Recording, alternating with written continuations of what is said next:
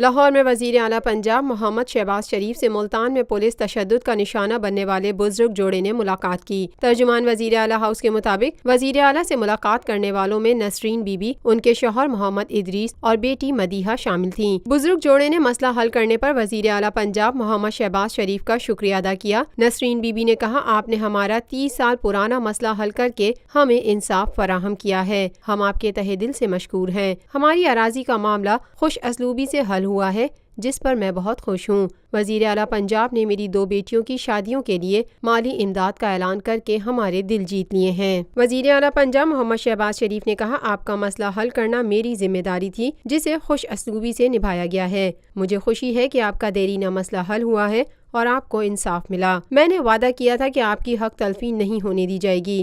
انصاف کے تقاضوں کے مطابق آپ کا مسئلہ حل کیا گیا ہے۔ اس موقع پر وزیر اعلیٰ پنجاب نے بزرگ جوڑے کی 2 بیٹیوں کی شادی کے لیے 5-5 لاکھ روپے مالی امداد کا اعلان کیا۔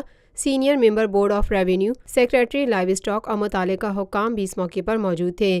کمشنر ORPO ملتان ڈویژن نے ویڈیو لنک کے ذریعے اجلاس میں شرکت کی۔